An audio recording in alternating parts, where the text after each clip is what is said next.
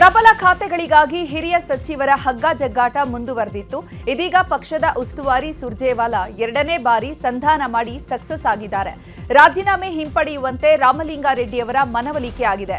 ಸಭೆ ಬಳಿಕ ಮಾತನಾಡಿದ ಸುರ್ಜೇವಾಲಾ, ರಾಮಲಿಂಗಾರೆಡ್ಡಿ ಹಿರಿಯ ನಾಯಕರು. ರಾಮಲಿಂಗಾರೆಡ್ಡಿ ಕಾಂಗ್ರೆಸ್ ಪಕ್ಷದ ಆಸ್ತಿ. 1990ರ ದಶಕದಿಂದಲೂ ಕಾಂಗ್ರೆಸ್ಗೆ ದುಡಿದಿದ್ದಾರೆ. ರೆಡ್ಡಿ ರಾಜೀನಾಮೆ ಹಿಂಪಡೆದುಕೊಳ್ಳುತ್ತಾರೆ ಅಂತ ಹೇಳಿದ್ದಾರೆ. ಸಚಿವ ಸಂಪುಟದಲ್ಲಿ ರೆಡ್ಡಿ ಮುಂದುವರಿಯಲಿದ್ದಾರೆ ಅಂತ ಉಸ್ತುವಾರಿ ರಣದೀಪ್ ಸಿಂಗ್ ಸುರ್ಜೇವಾಲಾ ಹೇಳಿದ್ದಾರೆ. ಆದರೆ ಖಾತೆ ಬದಲಾವಣೆ ಬಗ್ಗೆ ಸದ್ಯಕ್ಕೆ ಯಾವುದೇ ಮಾಹಿತಿಯನ್ನ ನೀಡಿಲ್ಲ. ಜಲಸಂಪನ್ಮೂಲವೇ ಇರುತ್ತಾ ಇಲ್ಲವಾ ಅಥವಾ ಬೇರೆ ಖಾತೆಯನ್ನ ಪಡೆಯಲು ಒಪ್ಪಿದ್ದಾರಾ ಅನ್ನೋದು ಗೊತ್ತಾಗಬೇಕಿದೆ. Apparently some misunderstanding. He again met Shri B.K. Hariprasad, me and Shri D.K. Shivkumar, Shri Siddaramaiah. He has already, I think, told you that he has withdrawn his resignation. There was some misunderstanding and he shall continue to work as a loyal soldier and minister. ಇದಕ್ಕೂ ಮುನ್ನ ಮಧ್ಯಾಹ್ನ ಮಾತಾಡಿದ ರಾಮಲಿಂಗಾರೆಡ್ಡಿ, ಖಾತೆ ವಿಚಾರದಲ್ಲಿ ನನ್ನ ನಿರ್ಧಾರದಲ್ಲಿ ಬದಲಿಸಲ್ಲ, ಸುರ್ಜೇವಾಲಾ ಜೊತೆ ನಾನು ಚರ್ಚಿಸಿದ್ದೇನೆ ಅಂತ ನ್ಯೂಸ್ 18ಗೆ ಹೇಳಿಕೆ ಕೊಟ್ಟಿದ್ರು. ಕೆ ಹರಿಪ್ರಸಾದ್ಗೆ ವಿಶ್ ಮಾಡಲು ಬಂದಿದ್ದೆ. ನಾನು ಅವರು ಮೊದಲಿಂದಲೂ ಸ್ನೇಹಿತರು, ನನಗೆ ಯಾವುದೇ ಅಸಮಾಧಾನ ಇಲ್ಲ, ನಾನು ಯಾವುದನ್ನು ಈಗ ಮಾತಾಡಲ್ಲ ಅಂತ ಹೇಳಿದ್ರು. ಕೆಪಿಸಿಸಿ ಅಧ್ಯಕ್ಷರು ಈಗ ಆಗಿದ್ದಾರೆ. ನಾನು ಹರಿಪ್ರಸಾದ್ ಅವರು 1973ರಲ್ಲಿ ನಾನು ಗೌರ್ಮೆಂಟ್ ಸೈನ್ಸ್ ಕಾಲೇಜ್ ಸೆಕ್ರೆಟರಿ ಆಗಿದ್ದೆ. ಅವರು ಶೇಹದೇಪುರಂ ಕಾಲೇಜು ಕಾರ್ಯದರ್ಶಿ ಆಗಿದ್ದರು. ವಿದ್ಯಾರ್ಥಿ ದೆಸೆಯಿಂದಲೂ ಕೂಡ ಗೊತ್ತವರು. ಅದಕ್ಕೆ KPCC ಅಧ್ಯಕ್ಷರಾಗಿದ್ದಾರೆ. ವಿಶ್ ಮಾಡಿರಲಿಲ್ಲ, ಫೋನ್ ಮಾಡಿದರು. ನೆನೆ ಊರಲ್ಲಿರಲಿಲ್ಲ, ಈಗ ವಿಶ್ ಮಾಡೋಕ್ಕೆ ಬಂದಿದ್ದೀನಿ. ಕೆಪಿಸಿಸಿ ಅಧ್ಯಕ್ಷರ ಜೊತೆ ಸಚಿವ ರಾಮಲಿಂಗಾರೆಡ್ಡಿ ಮಾತುಕತೆ ನಡೆಸಿದ್ದಾರೆ. ಈ ವೇಳೆ ಮಾತನಾಡಿರುವ ಹರಿಪ್ರಸಾದ್, ಗಂಭೀರವಾದ ಸಮಸ್ಯೆ ಏನಿಲ್ಲ, ಕಮ್ಯುನಿಕೇಷನ್ ಗ್ಯಾಪ್ ಆಗಿದೆ. ರಾಮಲಿಂಗಾರೆಡ್ಡಿ ಹಾಗೂ ನಾನು ಕಷ್ಟ ಕಾಲದಲ್ಲಿ ಕಾಂಗ್ರೆಸ್ ಕಟ್ಟಿರೋರು, ಅವರು ಬೆಂಗಳೂರಿನಲ್ಲಿ ಪಕ್ಷ ಕಟ್ಟಿರೋರು. ಕೆಲವು ವಿಚಾರದಲ್ಲಿ ಅವರಿಗೆ ಬೇಸರ ಆಗಿದೆ. ರಾಜೀನಾಮೆ ಅಂಗೀಕಾರ ಮಾಡಬಾರದು ಅಂತ ನಾನು ಸಿಎಂಗೆ ಒತ್ತಾಯ ಮಾಡ್ತೇನೆ ಅಂದಿದ್ದಾರೆ. ಆ ಕಮ್ಯುನಿಕೇಷನ್ ಗ್ಯಾಪ್ ಆಗಿರೋದ್ರಿಂದ ಸ್ವಲ್ಪ ಮಿಸ್ಅಂಡರ್ಸ್ಟ್ಯಾಂಡಿಂಗ್ ಆಗಿದೆ. ಅದರಿಂದ ಏನು ತೊಂದರೆ ಏನಿಲ್ಲ. ಪಕ್ಷದಲ್ಲಿ ಇರ್ತಕ್ಕಂಥ ಬೆಂಗಳೂರು ನಗರದಲ್ಲಿ ಕಷ್ಟ ಕಾಲದಲ್ಲಿ ಎಲ್ಲ ಸಂದರ್ಭದಲ್ಲೂ ಸಹ ನಾವೆಲ್ಲರೂ ಸಹ ಕಾಂಗ್ರೆಸ್ ಪಕ್ಷವನ್ನು ಕಟ್ಟಿರ್ತಕ್ಕಂಥದ್ದು. ಅವರು ಬೆಂಗಳೂರು ನಗರದ ಒಂದು ಕಾಂಗ್ರೆಸ್ ಪಕ್ಷದ ಪಿಲ್ಲರ್ ಆಗಿ ಬೆಂಗಳೂರು ನಗರವನ್ನು ಕಾಪಾಡಿಕೊಂಡು ಬಂದಿರತಕ್ಕಂಥವ್ರು ಮತ್ತು ಕಳಂಕರಹಿತ ರಾಜಕಾರಣಿ ಅಂತ ಹೇಳಿ ಇರ್ತಕ್ಕಂಥ ಅಜಾತ ಶತ್ರು ಅಂತ ಅನ್ನಿಸ್ಕೊಂಡಿರ್ತಕ್ಕಂಥ ರಾಮಲಿಂಗಾರೆಡ್ಡಿ ಅವರು ಕೆಲವು ವಿಚಾರದಲ್ಲಿ ಅವರಿಗೆ ಬೇಸರ ಆಗಿದೆ, ಇಲ್ಲ ಅಂತ ನಾನು ಹೇಳೋದಿಲ್ಲ. ಆದರೆ ಈಗಾಗಲೇ ಮುಖ್ಯಮಂತ್ರಿಗಳು ಸಹ ಮಾತಾಡಿದ್ದಾರೆ, ನಾನು ಸಹ ಮಾತಾಡಿದ್ದೀನಿ. ಆದ್ದರಿಂದ ಅವರ ರಾಜೀನಾಮೆಯನ್ನು ಅಂಗೀಕಾರ ಮಾಡಬಾರ್ದು ಅಂತ ನಾನು ಮುಖ್ಯಮಂತ್ರಿ ಒತ್ತಡ ಮಾಡ್ತೇನೆ. ಇನ್ನೂ ಸಹ ಅವರಲ್ಲಿ ಇನ್ನೂ ಕೆಲವರು ಮಾತಾಡಿದಾಗ ಅವರು ಸರಿ ಹೋಗುತ್ತೆ ಅನ್ನೋ ಭರವಸೆ ನನಗಿದೆ. ಅವರು ಸುಮಾರು ನಾವು ಅವರೆಲ್ಲರೂ ಸಹ ವಿದ್ಯಾರ್ಥಿ ದೆಸೆಯಿಂದ ಕಾಂಗ್ರೆಸ್ ಪಕ್ಷದಲ್ಲಿರೋರು. ಯಾವುದೇ ಕಾರಣಕ್ಕೆ ಕಾಂಗ್ರೆಸ್ ಪಕ್ಷಕ್ಕೆ ತೊಂದರೆ ಆಗ್ತಕ್ಕಂಥದ್ದು, ಹಾನಿ ಆಗ್ತಕ್ಕಂಥ ಕೆಲಸ ಅವ್ರು ಮಾಡೋದಿಲ್ಲ ಅನ್ನೋ ನಂಬಿಕೆ ಇದೆ. ಅವರು ತಮ್ಮ ರಾಜೀನಾಮೆಯನ್ನು ವಾಪಸ್ ತೆಗೆದುಕೊಂಡು ಪುನಃ ಸಕ್ರಿಯವಾಗಿ ಕಾಂಗ್ರೆಸ್ ಪಕ್ಷವನ್ನು GBA ಚುನಾವಣೆ ಸಹ ಬರ್ತಾ ಇದೆ, ಅದಕ್ಕೆ ಬಲಿಷ್ಠವಾಗಿ ಸದೃಢವಾಗಿ ಬೆಳೆಸಲಿಕ್ಕೆ ಎಲ್ಲ ಸಹ. ಜಮೀರ್ ಅಹಮದ್ಗೆ ಸಚಿವ ಸ್ಥಾನ ನೀಡುವಂತೆ ಬೆಂಗಳೂರಿನ ಸಿರ್ಸಿ ವೃತ್ತದಲ್ಲಿ ಜಮೀರ್ ಪರ ಬೆಂಬಲಿಗರು ಪ್ರತಿಭಟಿಸಿದರು. ಪ್ರತಿಭಟನೆಯಲ್ಲಿ ಕಾಂಗ್ರೆಸ್ ಕಾರ್ಯಕರ್ತರು, ಜಮೀರ್ ಅಭಿಮಾನಿಗಳು ಭಾಗಿಯಾಗಿದ್ದರು. ಎರಡನೇ ಪಟ್ಟಿಯಲ್ಲಿ ಸಚಿವ ಸ್ಥಾನ ನೀಡುವಂತೆ ಒತ್ತಡ ಹಾಕಿದ್ದಾರೆ.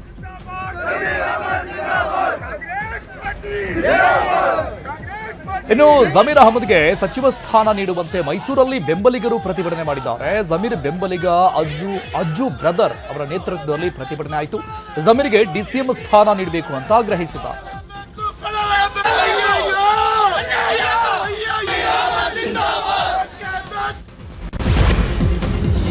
ಮಾಜಿ ಸಚಿವ ಜಮೀರ್ ಅಹಮದ್ಗೆ DCM ಸಚಿವ ಸ್ಥಾನ ಕೈತಪ್ಪಿದ ಹಿನ್ನೆಲೆ ವಿಜಯನಗರದ ಹೊಸಪೇಟೆಯಲ್ಲಿ ಕಾಂಗ್ರೆಸ್ ಕಾರ್ಯಕರ್ತರು ಪ್ರತಿಭಟನೆ ನಡೆಸಿದ್ದಾರೆ.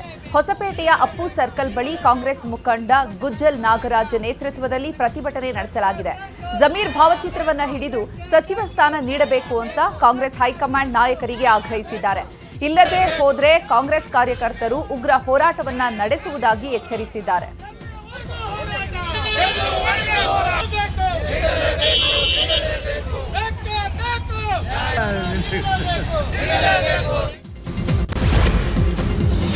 ಶಾಸಕ ರಾಘವೇಂದ್ರ ಹಿಟ್ನಾಳ್ಗೆ ಸಂಪುಟದಲ್ಲಿ ಸಚಿವ ಸ್ಥಾನ ನೀಡದಿದ್ದಕ್ಕೆ ಶಾಸಕರು ಬೆಂಬಲಿಗರು ಹೋರಾಟ ನಡೆಸಲು ಸಜ್ಜಾಗಿದ್ದಾರೆ. ಶಾಸಕ ಹಿಟ್ನಾಳ್ಗೆ ಸಚಿವ ಸ್ಥಾನ ನೀಡುವಂತೆ ಆಗ್ರಹಿಸಿ ಹೋರಾಟ ಮಾಡೋಕೆ ನಿರ್ಧರಿಸಿದ್ದಾರೆ. ಈ ಹೋರಾಟದ ಭಾಗವಾಗಿ ಶಾಸಕರ ಖಾಸಗಿ ಕಚೇರಿಯಲ್ಲಿ ಪೂರ್ವಭಾವಿ ಸಭೆ ನಡೆಸಿದ್ದಾರೆ. ಪೂರ್ವಭಾವಿ ಸಭೆಯಲ್ಲಿ ಪ್ರತಿಭಟನೆಗೆ ಶಾಸಕರಿಂದ ಲಾಭ ತೆಗೆದುಕೊಂಡವರು ಬರಬೇಕು ಅಂತ ಕೆಲ ಕಾರ್ಯಕರ್ತರು ಆಕ್ರೋಶ ವ್ಯಕ್ತಪಡಿಸಿದರು. ಕೆಲ ಕಾಲ ಗೊಂದಲದ ವಾತಾವರಣ ನಿರ್ಮಾಣ ಆಗಿತ್ತು. ಗೊಂದಲದ ಸಭೆಯಲ್ಲೇ ಮುಂದಿನ ಸೋಮವಾರ ಬೃಹತ್ ಪ್ರತಿಭಟನೆಗೆ ನಿರ್ಧರಿಸಿದ್ದಾರೆ.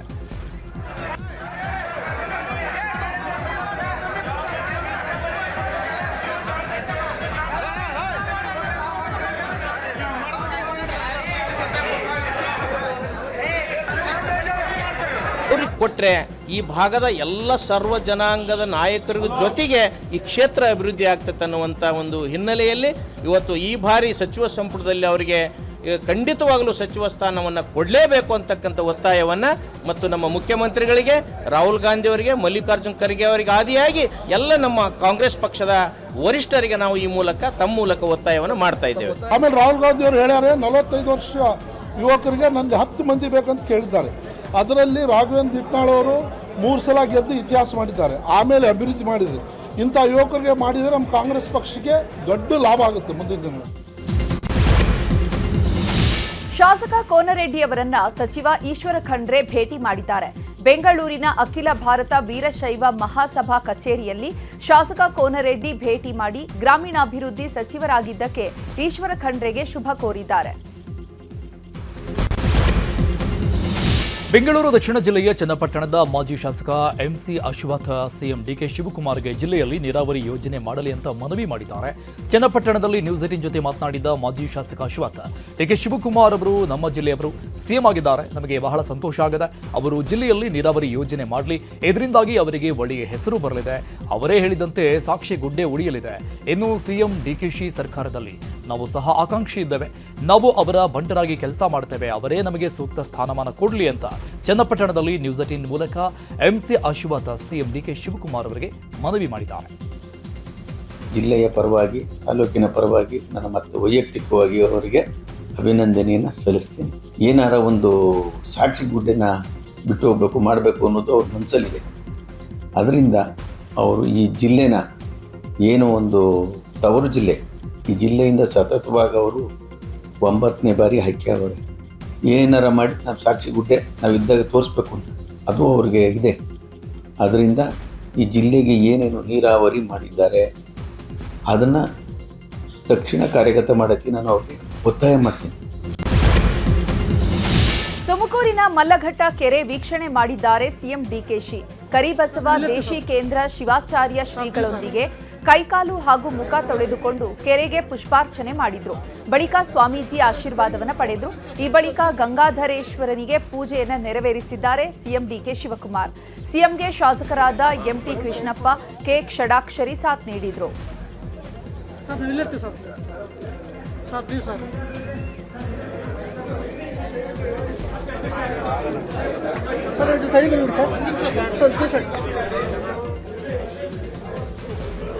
ಇನ್ನು ಡಿಕೆಶಿ ಸಂಪುಟದಲ್ಲಿ ಕೈಗಾರಿಕಾ ಸಚಿವರಾದ ಬಳಿಕ ಎಂಬಿ ಪಾಟೀಲ್ ಪ್ರಥಮ ಬಾರಿಗೆ ಜಿಲ್ಲೆಗೆ ಆಗಮಿಸಿ ದೇವಸ್ಥಾನಗಳಿಗೆ ಭೇಟಿ ನೀಡಿದ್ರು. ಬೆಳಗ್ಗೆ ಜ್ಞಾನ ಯೋಗಾಶ್ರಮಕ್ಕೆ ಭೇಟಿ ನೀಡಿದ ಸಚಿವರು ಮಲ್ಲಿಕಾರ್ಜುನ ಮಹಾಸ್ವಾಮಿಗಳ ಗದ್ದುಗೆ ದರ್ಶನ ಮಾಡಿ ಪೂಜೆ ಸಲ್ಲಿಸಿದ್ರು. ಬಳಿಕ ಬಿಎಲ್ಡಿಇ ಸಂಸ್ಥೆ ಆವರಣದಲ್ಲಿ ಬಿಎಂ ಪಾಟೀಲ್ ವಚನ ಪಿತಾಮಹ ಫಾಗು ಹಳಕಟ್ಟಿ ಸಮಾಧಿಗೆ ಭೇಟಿ ನೀಡಿದ್ರು. ನಂತರ ಬಂತನಾಳ ಸ್ವಾಮೀಜಿಗಳ ಗದ್ದುಗೆ ಹಾಗೂ 770 ಅಮರಗಣಂಗಳ ದೇವಸ್ಥಾನದ ದರ್ಶನವನ್ನ ಪಡೆದು ಪೂಜೆ ಸಲ್ಲಿಸಿದ್ರು.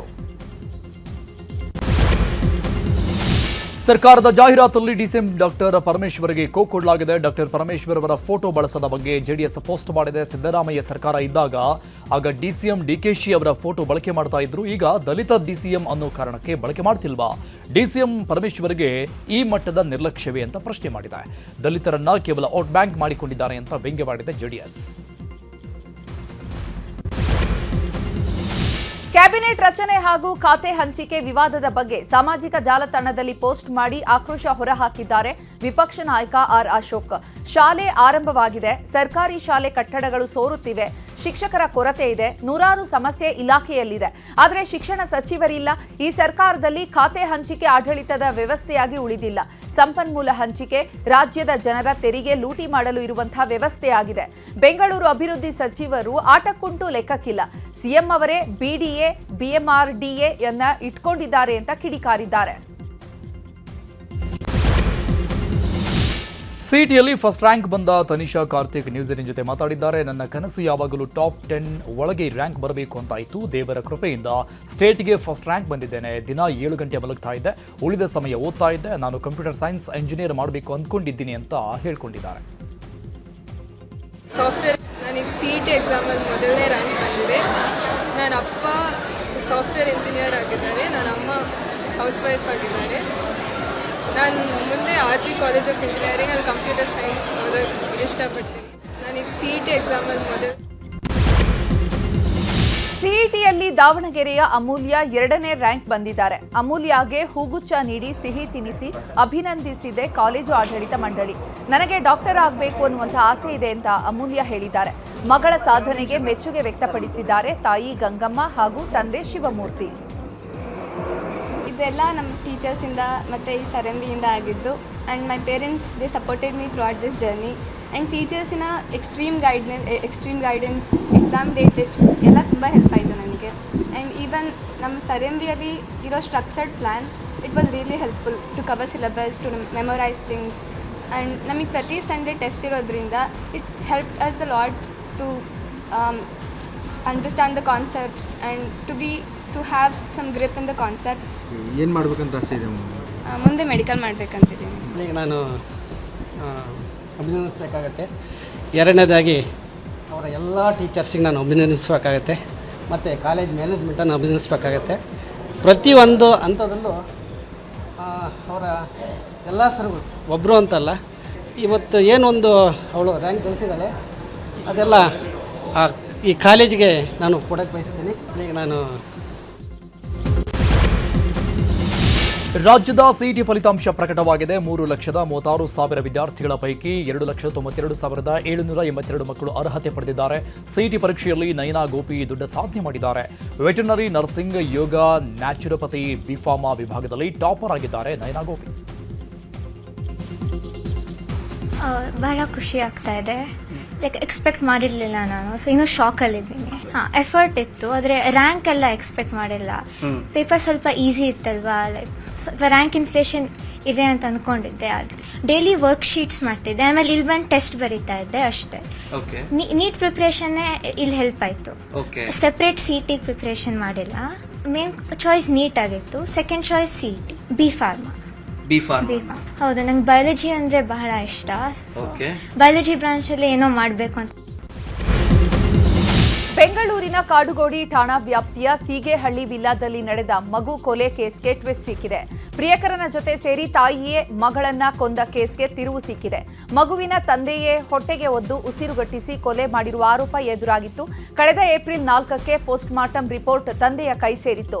ಇದನ್ನ ಇಂಗ್ಲೆಂಡ್ನಲ್ಲಿನ ತನ್ನ ಅಕ್ಕ ಡಾಕ್ಟರ್ ಪೂರ್ಣಿಮಾಗೆ ಕಳಿಸಿದ್ರು. ರಿಪೋರ್ಟ್ ನೋಡಿ ಇದು ನ್ಯಾಚುರಲ್ ಡೆತ್ ಅಲ್ಲ ಅಂತ ಹೇಳಿದ್ರು. ಈ ವೇಳೆ ತಂದೆಗೆ ತಾಯಿ ಮೇಲಿನ ಅನುಮಾನ ಇನ್ನೂ ಜಾಸ್ತಿಯಾಗಿತ್ತು. ಕೊನೆಗೂ ಕೂಡ ತಂದೆಯ ಅನುಮಾನ ನಿಜವಾಗಿದೆ. ಸದ್ಯ ಪ್ರಿಯಕರ ಮೋಹನ್ ಬಂಧನವಾಗಿದೆ. ತಲೆಮರೆಸಿಕೊಂಡಿರುವಂತಹ ತಾಯಿ ಪ್ರಿಯಾಂಕಾಗಾಗಿ ಹುಡುಕಾಟ ಮುಂದುವರೆದಿದೆ.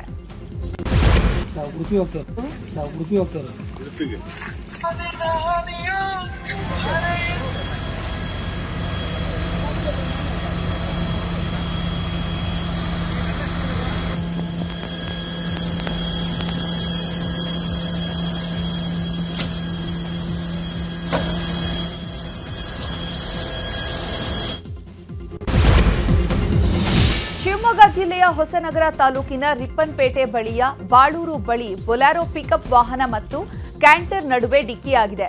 ಈ ಘಟನೆಯಿಂದಾಗಿ ಬೊಲೆರೋ ವಾಹನದ ಮುಂಭಾಗ ಜಖಂ ಆಗಿದೆ. 10ಕ್ಕೂ ಹೆಚ್ಚು ಜನರಿಗೆ ಗಾಯವಾಗಿದೆ. ಶಿಕಾರಿಪುರ ತಾಲೂಕಿನ ಓತಿನಕಟ್ಟೆ ಗ್ರಾಮದವರನ್ನ ಕರೆದುಕೊಂಡು ಹೋಗ್ತಾ ಇದ್ದಂತಹ ಪಿಕಪ್ ವಾಹನ ಲಾರಿಯ ಹಿಂಬದಿಗೆ ಡಿಕ್ಕಿ ಹೊಡೆದಿದೆ.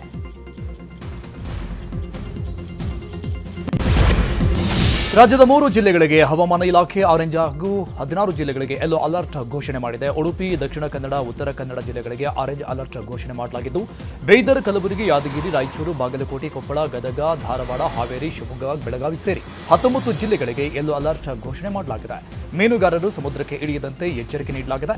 ಇವತ್ತು ಮಂಗಳೂರು ಸೇರಿ ದಕ್ಷಿಣ ಕನ್ನಡದ ಹಲವೆಡೆ ಮಳೆಯಾಗಿದೆ.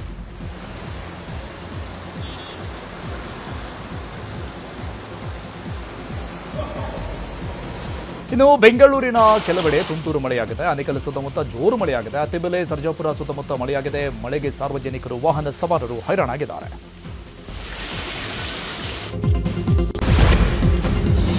ರಾಯಚೂರು ಜಿಲ್ಲೆಯ ಹಲವೆಡೆ ಭಾರೀ ಮಳೆಯಾಗಿದೆ. ಮಸ್ಕಿ ತಾಲೂಕಿನ ಅಡವಿಬಾವಿ ತಾಂಡಾ ಗ್ರಾಮದಲ್ಲಿ ಸರ್ಕಾರಿ ಶಾಲೆ ಜಲಾವೃತಗೊಂಡಿದೆ. ಮೊಣಕಾಲುದ್ದ ನೀರಿನಲ್ಲೇ ಶಾಲೆಗೆ ಹೋಗಿದ್ದಾರೆ ಮಕ್ಕಳು. ಗ್ರಾಮದಲ್ಲಿ ಸರಿಯಾದ ಚರಂಡಿ ವ್ಯವಸ್ಥೆ ಇಲ್ಲದೆ ಶಾಲಾ ಆವರಣಕ್ಕೆ ನೀರು ನುಗ್ಗಿದೆ. ಮಸ್ಕಿ ಕ್ಷೇತ್ರದ ಶಾಸಕ ಬಸನಗೌಡ ತುರ್ವಿಹಾಳ ಗಮನಕ್ಕೆ ತಂದರೂ ಕೂಡ ಪ್ರಯೋಜನ ಆಗಿಲ್ಲ ಅಂತ ಪೋಷಕರು ಆಕ್ರೋಶ ಹೊರಹಾಕಿದ್ದಾರೆ.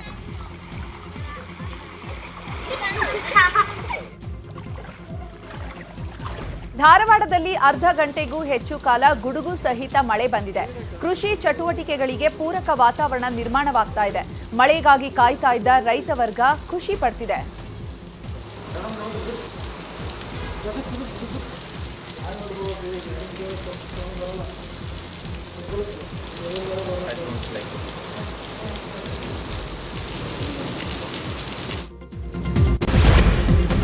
ಯಾದಗಿರಿ ಜಿಲ್ಲೆಯ ಶಹಾಪುರ ತಾಲೂಕಲ್ಲಿ ಕಳಪೆ ಗುಣಮಟ್ಟದ ಹತ್ತಿ ಬೀಜ ಮಾರಾಟ ಮಾಡ್ತಾ ಇದ್ದ ಖತರ್ನಾಕ್ ಗ್ಯಾಂಗ್ ತಲೆನೋವಾಗಿದೆ. ಕಳೆದ ವರ್ಷವೂ ಇದೇ ರೀತಿಯಾಗಿ ನಕಲಿ ಬೀಜದಿಂದ ಕೈ ಸುಟ್ಟುಕೊಂಡಿದ್ರು ಇಲ್ಲಿನ ರೈತರು. ಹೀಗಾಗಿ ರೈತರು ಮೋಸ ಹೋಗಬಾರದು ಅನ್ನೋ ಕಾರಣಕ್ಕೆ ಅಧಿಕಾರಿಗಳು ಈಗ ಹೈ ಅಲರ್ಟ್ ಆಗಿದ್ದಾರೆ. ಪಕ್ಕ ಮಾಹಿತಿ ಮೇರೆಗೆ ಕೃಷಿ ಅಧಿಕಾರಿಗಳಿಂದ ಭರ್ಜರಿ ದಾಳಿಯಾಗಿದೆ. ಹತ್ತಿ ಬೀಜ ಸರಬರಾಜು ಮಾಡಲು ಹೊರಟಿದ್ದ ವಾಹನವನ್ನ ಸೀಸ್ ಮಾಡಿದ್ದಾರೆ.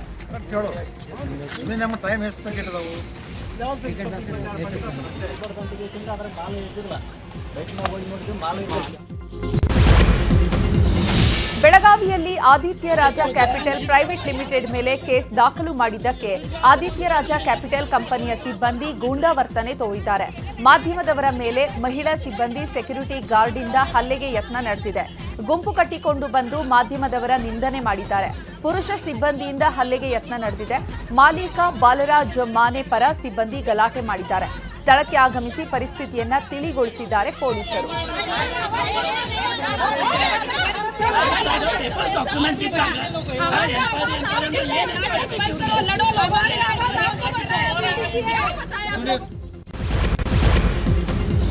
ಮದ್ಯದ ಬಾಟಲಿಗಳನ್ನ ಸಾಗಿಸ್ತಾ ಇದ್ದ ಮಿನಿ ಲಾರಿ ಚಾಲಕನ ನಿಯಂತ್ರಣ ತಪ್ಪಿ ಪಲ್ಟಿಯಾಗಿದೆ.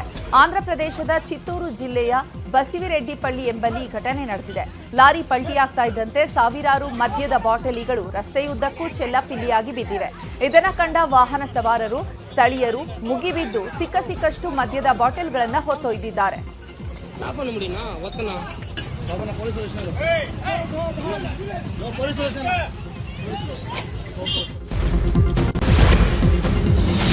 ದೆಹಲಿಯ ಮಾಳಿಯಾ ನಗರದಲ್ಲಿ ಹೋಟೆಲ್ ಒಂದಕ್ಕೆ ಬೆಂಕಿ ಬಿದ್ದು 21 ಜನ ಮೃತಪಟ್ಟಿದ್ರು. ಇದೀಗ ಅಡುಗೆ ತಯಾರಕನ ಬಂಧನ ಆಗಿದೆ. ಅಗ್ನಿ ಅವಘಡಕ್ಕೆ ಅಡುಗೆ ಸಿಬ್ಬಂದಿಯ ನಿರ್ಲಕ್ಷ್ಯವೇ ಕಾರಣ ಅನ್ನೋ ಆರೋಪದ ಮೇಲೆ ಅರೆಸ್ಟ್ ಮಾಡಲಾಗಿದೆ. ಇನ್ನು ನರೇಲಾ ಕೈಗಾರಿಕಾ ಪ್ರದೇಶದ ಪ್ಲಾಸ್ಟಿಕ್ ಕಾರ್ಖಾನೆಯಲ್ಲಿ ಭಾರಿ ಬೆಂಕಿ ಕಾಣಿಸಿಕೊಂಡಿದೆ. ಬೆಂಕಿಯ ಕೆನ್ನಾಲಿಗೆಗೆ ಇಡೀ ಕಾರ್ಖಾನೆ ಹೊತ್ತಿ ಉರಿದಿದೆ. ಶಾರ್ಟ್ ಸರ್ಕ್ಯೂಟ್ನಿಂದ ಬೆಂಕಿ ಹೊತ್ತುಕೊಂಡಿರುವ ಶಂಕೆ ವ್ಯಕ್ತಪಡಿಸಲಾಗಿದೆ. ಅಗ್ನಿಶಾಮಕ ದಳದ ಸಿಬ್ಬಂದಿ ಸ್ಥಳಕ್ಕಾಗಮಿಸಿ ಬೆಂಕಿ ನಂದಿಸಲು ಹರಸಾಹಸ ಪಟ್ಟಿದ್ದಾರೆ. ಸಾಹಿತಿ ಹಾಗೂ ಮಾಜಿ Karnataka legislative assembly secretary Dhruvakumar ಬರೆದಿರುವಂತಹ ಸಂಸದೀಯ ಹಕ್ಕು ಬಾಧ್ಯತೆಗಳ ಒಂದು ನೋಟ ಪುಸ್ತಕವನ್ನ ಇಂದು ಬಿಡುಗಡೆ ಮಾಡಲಾಯಿತು. ಬೆಂಗಳೂರಿನ ನೌಕರರ ಭವನದ ಸಭಾಂಗಣದಲ್ಲಿ ನಡೆದ ಕಾರ್ಯಕ್ರಮದಲ್ಲಿ ಕೇರಳ ಹಾಗೂ ತಮಿಳುನಾಡಿನ ರಾಜ್ಯಪಾಲರಾದ ರಾಜೇಂದ್ರ ಅರ್ಲೇಕರ್ ಪುಸ್ತಕ ಬಿಡುಗಡೆ ಮಾಡಿದರು. ಪುಸ್ತಕದಲ್ಲಿ ಇಂದಿರಾ ಗಾಂಧಿಯವರ ಹಕ್ಕುಚ್ಯುತಿ ಸೇರಿದಂತೆ ಅನೇಕ ಸಂಸದೀಯ ಹಕ್ಕುಗಳ ಬಗ್ಗೆ ಏನು ಬೇಕು ಏನು ಬೇಡ ಅನ್ನೋದರ ಬಗ್ಗೆ ವಿಸ್ತೃತವಾಗಿ ಬರೆಯಲಾಗಿದೆ. ಜನರಿಗೆ ಹಾಗೂ ಪತ್ರಿಕೋದ್ಯಮಕ್ಕೆ ಬಹಳ ಸಹಕಾರಿಯಾಗಿದೆ ಅಂತ ತಿಳಿಸಿದರು. ಮುಂಬರುವ ಇಂಗ್ಲೆಂಡ್ ಐರ್ಲೆಂಡ್ ವಿರುದ್ಧದ ಸರಣಿಗೆ ಟೀಂ ಇಂಡಿಯಾ ಪಟ್ಟಿ ಪ್ರಕಟವಾಗಿದೆ. ಮೊದಲ ಬಾರಿಗೆ ವೈಭವ್ ಸೂರ್ಯವಂಶಿಗೆ ಸ್ಥಾನ ಸಿಕ್ಕಿದ ಟಿ20 ವಿಶ್ವಕಪ್ನಲ್ಲಿ ಸೂರ್ಯಕುಮಾರ್ ಯಾದವ್ನ ಕೈಬಿಡಲಾಗಿದ್ದು ಶ್ರೇಯಸ್ ಅಯ್ಯರ್ ನಾಯಕನಾಗಿ ಪಂದ್ಯ ಮುನ್ನಡೆಸಲಿದ್ದಾರೆ. ಬ್ಯಾಟರ್ ತಿಲಕ್ ವರ್ಮಾ ಅವರಿಗೆ ಉಪನಾಯಕನ ಜವಾಬ್ದಾರಿ ಕೊಡಲಾಗಿದೆ.